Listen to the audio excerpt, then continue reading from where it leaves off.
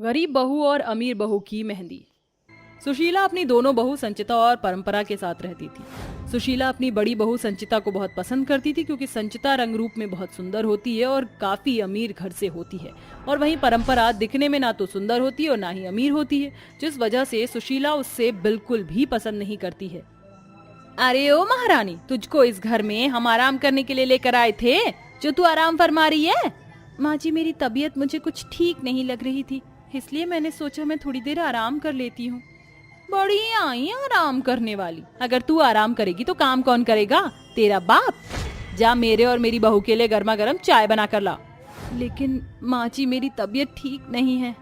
यहाँ ज्यादा बहाने बनाने की कोई जरूरत नहीं है। अगर तुझसे घर का काम नहीं होता तो तुझे इस घर में रहने की भी कोई जरूरत नहीं, समझी?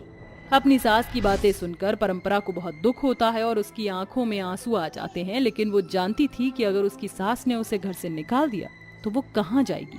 इसलिए वो अपनी तबीयत खराब होने पर भी किचन में जाती है और चाय बनाती है। तबीयत खराब होने की वजह से परंपरा को चक्कर आने लगते हैं और वो बेहोश होकर नीचे गिर जाती है कि तभी वहाँ उसका पति लक्ष्य आ जाता है। परंपरा, क्या हुआ तुम्हें?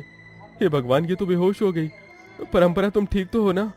लक्ष्य जल्दी से डॉक्टर को कॉल करता है, जिसके बाद डॉक्टर आकर परंपरा को चेक करता है। डॉक्टर, क्या हुआ मेरी पत्नी को? परंपरा ठीक तो है ना? देखिए, घबराने की कोई बात नहीं है। आपकी पत्नी माँ बनने वाली है। क्या? मैं पापा बनने वाला हूँ? माँ, आपने सुना? मैं पापा बनने वाला हूँ और आप दादी।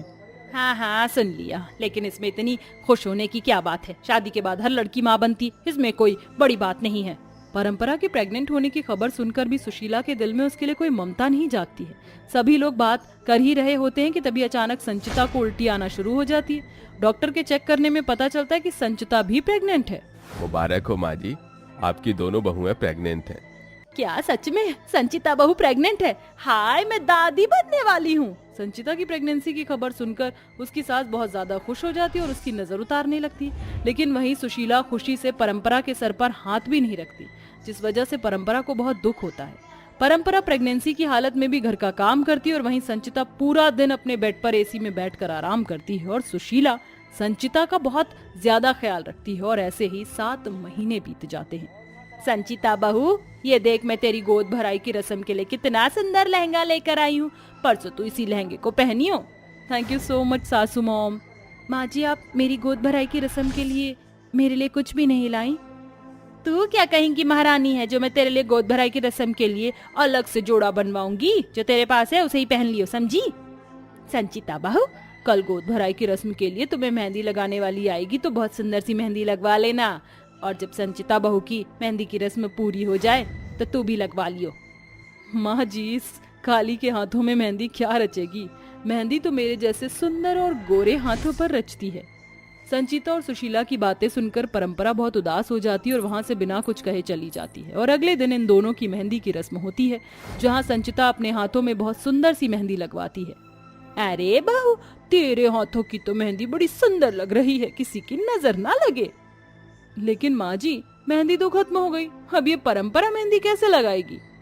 तू चिंता ना कर, वैसे भी इसके हाथों में कौन सी मेहंदी रचेगी। इतना कहकर सुशीला बाहर जाती है और बाहर से गोबर ले आकर मेहंदी के कोन में भर देती है और उसी कोन से परंपरा के हाथों में मेहंदी लगाई जाती है। लेकिन गोबर की बदबू से परंपरा को पता चल जाता है कि ये मेहंदी नहीं, गोबर है। माँ जी, इसमें से तो बहुत गंदी बदबू आ रही है, ये मेहंदी नहीं, ये गोबर है।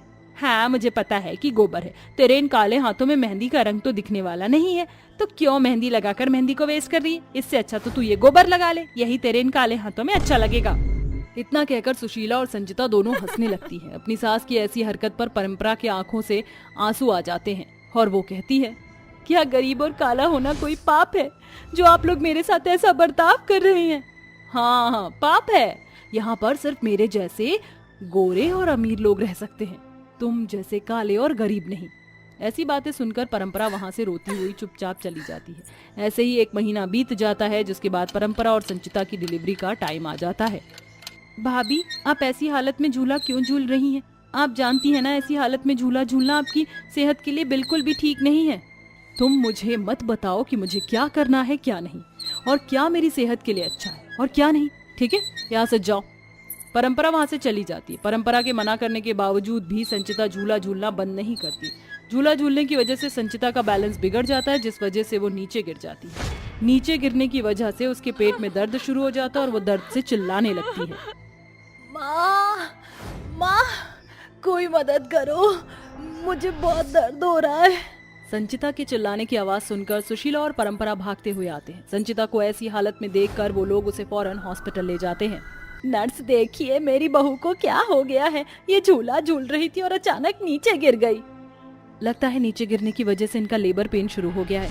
हमें अभी इनका फौरन ऑपरेशन करना होगा, वरना इनके बच्चे को बचाना मुश्किल हो जाएगा। नर्स के इतना बोलते ही परंपरा को भी लेबर पेन शुरू हो जाता है और वो चिल्लाने लगती है। ओह माय गॉड, इनको भी लेबर पेन शुरू हो गया, लेकिन हॉस्पिटल में सिर्फ एक ही डॉक्टर फ्री है, वो सिर्फ एक ही डिलीवरी कर सकती हैं। अब आप लोगों को डिसाइड करना होगा कि किसकी डिलीवरी पहले करनी है। डॉक्टर, आप पहले संचिता की डिलीवरी कर दीजिए। अगर इनकी डिलीवरी में लेट हुआ तो बच्चे की जान को खतरा हो सकता है। डॉक्टर जल्दी से संचिता को ऑपरेशन थिएटर में ले जाती है और उसका ऑपरेशन करती है, जिसके बाद परंपरा की डिलीवरी की जाती है। परंपरा और संचिता को बेटे होते हैं। संचिता को जब इस बात का पता चलता है कि डिलीवरी के लिए पहले परंपरा ने ही उसे भेजा था और आज उसी की वजह से उसके बच्चे की जान बची है, तो उसकी आंखों में आंसू आ जाते हैं और उसे अपनी गलती का एहसास हो जाता है। संचिता के साथ साथ सुशीला को भी अपनी गलती का एहसास हो जाता है, जिसके बाद वो दोनों परंपरा से माफी मांगती हैं। परंपरा, अगर आज तुम ना होती तो शायद मेरा बच्चा नहीं बच पाता। अगर मैं तुम्हारी जगह होती तो मैं पहले अपने ही बच्चे को बचाने की सोचती, लेकिन तुमने ऐसा नहीं सोचा। मैंने तुम्हारे साथ कभी भी अच्छा बर्ताव नहीं किया, लेकिन उसके बावजूद भी तुमने मेरे लिए इतनी बड़ी कुर्बानी दी। मुझे माफ कर दो परंपरा। हाँ बहू, मुझे भी माफ कर दे। मैंने भी कभी तेरे साथ अच्छा बर्ताव नहीं किया। मुझे मेरी गलती का एहसास हो चुका है।